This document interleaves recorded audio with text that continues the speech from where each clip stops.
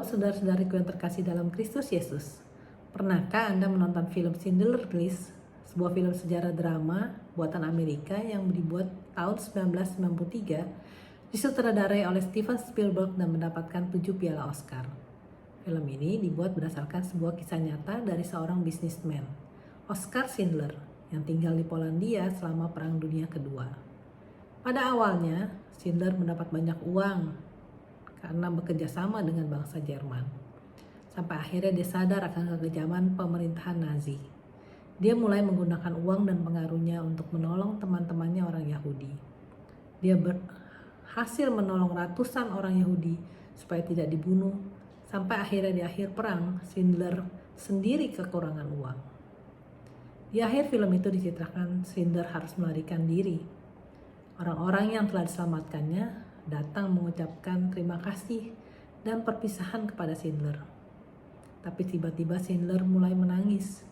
Sambil melihat sekeliling, dia berkata, "Seharusnya aku bisa melakukan lebih banyak lagi."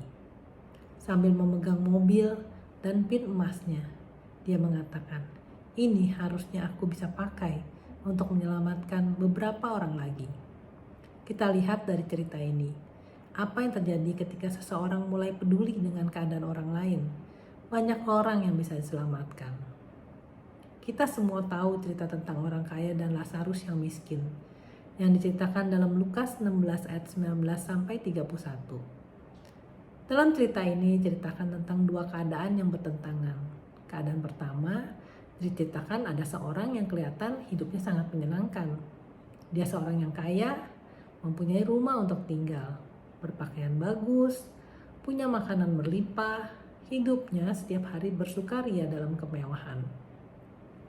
Di sisi lain ada Lazarus, seorang yang miskin, tidak punya rumah, tidak punya makanan, badannya penuh borok, bahkan anjing-anjing pun menjilat boroknya. Kalau kita lihat keadaan mereka, kira-kira kita mau menjadi seperti yang mana? Menjadi seperti orang yang kaya atau seperti Lazarus? Keadaan kedua diceritakan adalah ketika keduanya meninggal. Mereka mengalami nasib yang berbeda. Ketika Lazarus meninggal, dia dibawa oleh malaikat-malaikat ke pangkuan Abraham. Tapi si orang kaya menderita sengsara di dalam alam maut. Nah, sekarang kalau kita lihat begini, kira-kira kita mau menjadi seperti yang mana? Seperti orang kaya atau seperti Lazarus? Kenapa bisa jadi seperti ini ya? Apa yang diperbuat oleh orang kaya ini di masa hidupnya yang membuat dia harus menderita sengsara di alam maut? Diceritakan Lazarus tiap hari berbaring di dekat pintu rumah orang kaya itu dan ingin menghilangkan laparnya dengan apa yang jatuh dari meja orang kaya itu. Kalau kita lihat sebenarnya orang kaya ini bukan orang yang jahat. Dia tidak pernah mengusir Lazarus. Dia juga tidak merasa terganggu oleh Lazarus. Dia tidak melarang Lazarus mengambil makanan yang jatuh dari mejanya. Kalau ini terjadi pada diri kita, misal di depan rumah kita ada seorang pengemis yang borokan dan selalu mengharapkan sisa makanan kita, apa yang kita lakukan?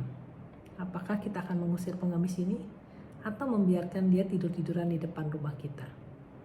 Dari sini kita bisa melihat bahwa menjadi tidak jahat saja tidak cukup untuk membuat kita masuk surga.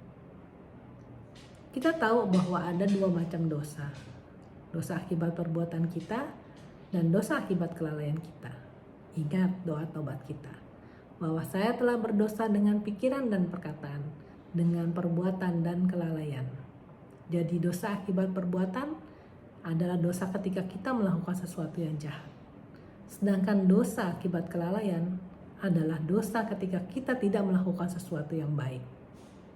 Orang kaya ini digambarkan bukanlah orang yang jahat, tapi dikatakan dalam Injil ini kalau orang kaya ini tidak memperlakukan Lazarus dengan benar. Dia tidak melakukan apapun untuk menolong Lazarus yang berbaring dekat pintu rumahnya. Dia diam saja melihat penderitaan Lazarus. Inilah dosa kelalaian.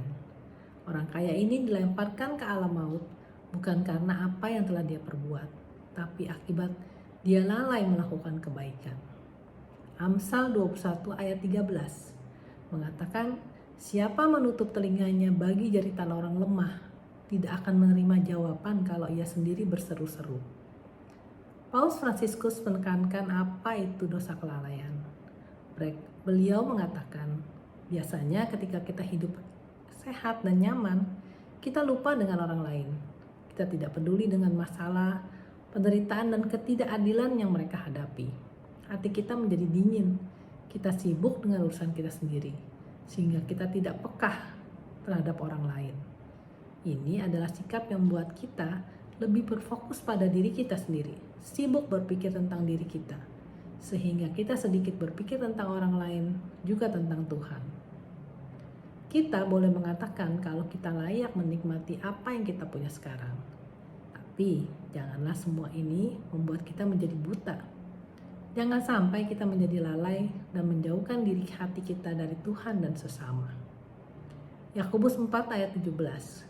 Jadi, jika seseorang tahu bagaimana ia harus berbuat baik, tetapi ia tidak melakukannya, ia berdosa.